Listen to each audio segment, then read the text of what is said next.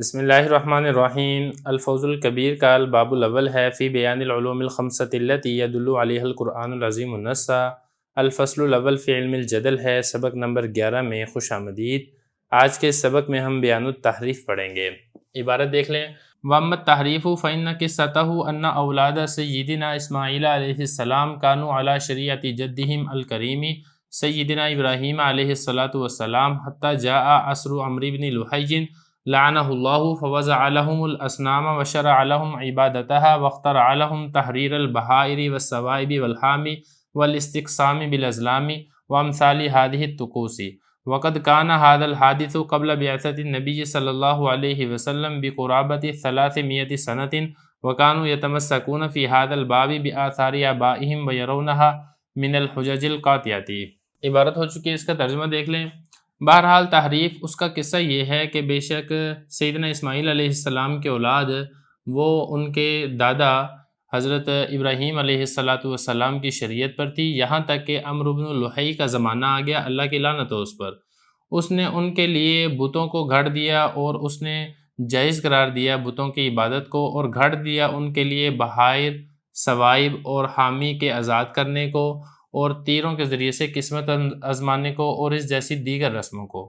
اور یہ والا واقعہ نبی کریم صلی اللہ علیہ وسلم کی بعثت سے تقریباً 300 سال پہلے کا ہے، اور وہ اس باب میں یعنی اس بارے میں دلیل پکڑا کرتے تھے اپنے آباء و اجداد کی روایات کے ساتھ، اور اس کو قطعی دلیلوں میں سے سمجھتے تھے۔ عبارت ہو چکی ہے، ترجمہ ہو چکا ہے، کچھ لفظ ہیں جن کی لغوی صرفی تحقیق یہاں پر سمجھ لیتے ہیں۔ سب سے پہلا جو لفظ اس میں سمجھنے والا ہے وہ ہے بحائر۔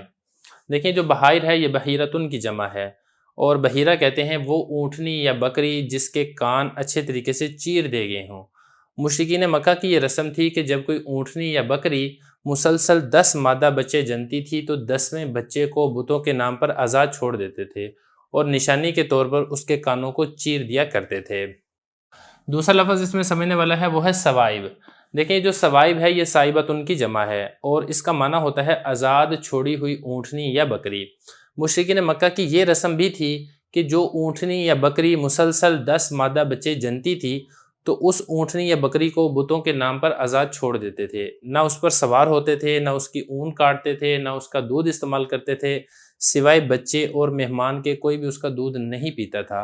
اور گھاس وغیرہ میں بھی اگر وہ کسی کی چراگاہ میں چلی جاتی تھی یا کسی کی زمین میں چلی جاتی تھی تو اس کو روکا نہیں جاتا تھا، تو اس قسم کی اونٹنی یا بکری کو سائبہ کہا جاتا تھا۔ بعض حضرات کے نزدیک سائبہ اس اونٹنی یا بکری کو کہا جاتا ہے جو کسی مرض سے شفا یاب ہونے پر یا کسی مقصود کے حاصل ہونے پر بتوں کے نام پر آزاد چھوڑ دی جاتی تھی۔ اس کے بعد اگلا لفظ دیکھیں، حامی۔ دیکھیں، جو حامی ہے یہ اسم فاعل کا صیغہ ہے، اور باب اس کا آتا ہے ضرب یضرب، حما یحمی حمیۃ و حمایۃ، اور اس کا معنی ہوتا ہے روکنا، پرہیز کرنا۔ اب یہ ہوتا کیا تھا؟ وہ نر اونٹ یا بکرا جس کو بتوں کے نام پر آزاد چھوڑ دیا گیا ہو۔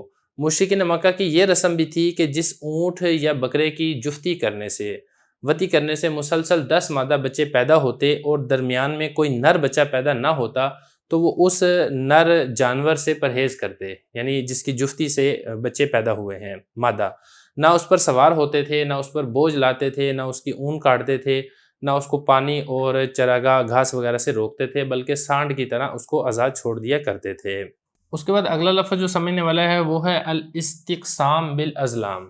الاستقسام یہ باب استفعال کا مصدر ہے، اور اس کا معنی ہوتا ہے قسمت آزمائی کرنا، اور ازلام یہ ظلم ان کی جمع ہے، اور ظلم کہتے ہیں وہ تیر جس کے پر نہ ہو۔ آپ نے دیکھا ہوگا نا، تیر ہوتا ہے اس کے پیچھے پر لگے ہوتے ہیں، وہ پر اس لیے ہوتے ہیں کہ ہوا کے پریشر سے اس کا رخ ادھر ادھر نہ جائے، وہ صحیح ٹھکانے کے اوپر جا کر لگے۔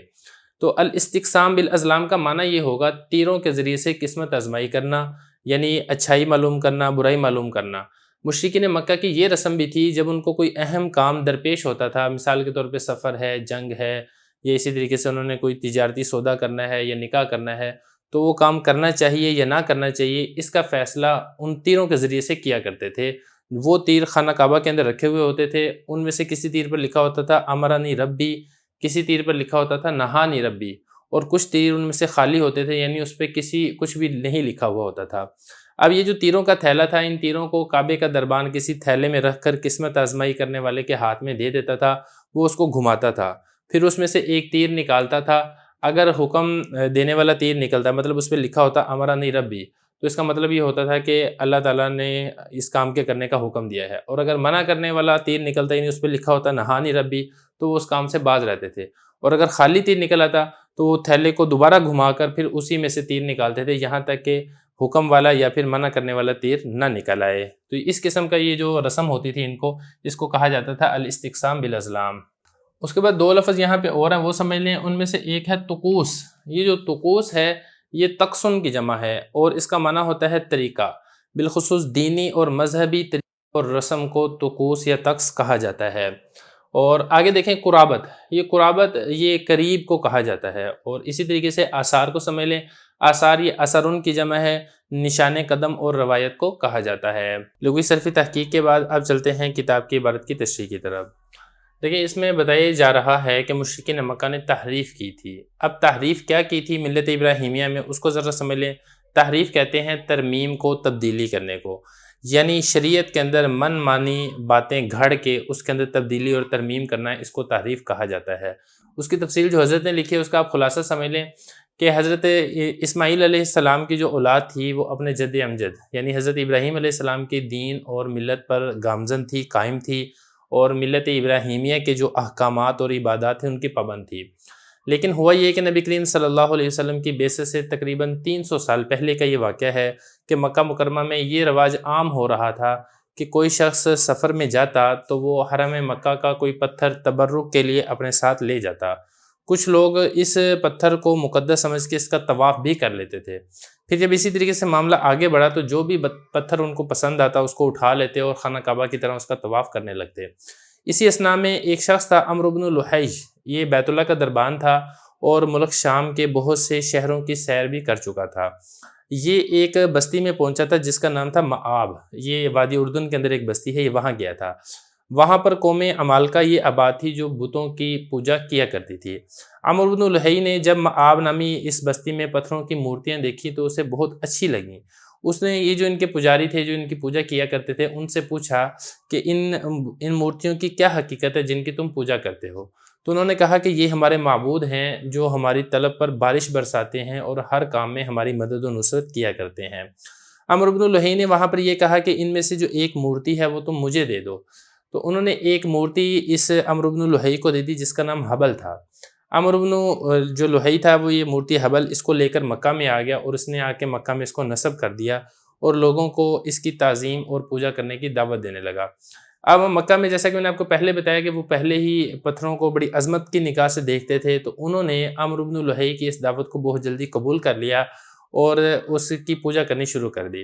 اور دیگر عرب چونکہ وہ بھی مکہ والوں کی پیروی کیا کرتے تھے تو اس طریقے سے آہستہ آہستہ جو تمام جزیرہ عرب کے لوگ تھے وہ بت پرستی کے اندر مبتلا ہو گئے۔ تو جب عمرو بن لحیج نے دیکھا کہ لوگ بتوں کی خوب تعظیم کرتے ہیں تو انہوں نے بتوں کے نام پر مختلف جانور چھوڑنے کی رسم ایجاد کی اور اسی طریقے سے تیروں کے ذریعے سے قسمت آزمائی، اس کی بنیاد ڈالی۔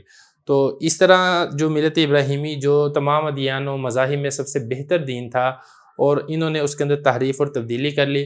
پھر جب بعد میں آنے والے جو لوگ تھے وہ پھر اسی طریقے سے اپنے آباء و اجداد کے نقشے قدم پر چلنے لگے اور جو بت پرستی اور شرک اعمال اس کے جواز میں پھر وہ جو بزرگوں کی روایات تھی اس سے استدلال پکڑنے لگے اور اس کو دلائل قطعیہ سمجھنے لگے۔ تو یہ خلاصہ ہے، اب کتاب کی عبارت دیکھ لیں۔ فرما رہے ہیں کہ تحریف اس کا قصہ یہ ہے کہ حضرت سیدنا اسماعیل علیہ السلام کی جو اولاد تھی وہ اپنے جد امجد حضرت ابراہیم علیہ السلام کی شریعت کی پابند تھی، یہاں تک کہ جب عمرو بن لحیج اللہ کی اس پر لعنت اس کا جب زمانہ آیا تو انہوں نے ان کے لیے بت بنائے اور اس کی عبادت کو جائز قرار دیا، اور اسی طریقے سے بحائر، ثوائب، حامی اور استقسام بالازلام، یہ ساری کی ساری میں آپ کو تفصیل بتا چکا ہوں۔